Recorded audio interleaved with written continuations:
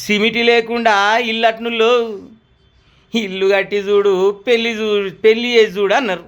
అంటే ఇంటికి పెళ్ళికి గంత మతలబు ఉంటుంది అన్నట్లు. ఇగో ఇల్లు అంటే ఇల్లు కట్టాలంటే ఏంది, రాయి సలాక ఇటుక ఇసుక సిమిటి నీళ్ళు చెమట గద గీద గవన్నీ కలిసి నెలల తరబడి కడితే కానీ ఇల్లు కాదు. ఇక మనం ఇళ్ళకు పోలేం.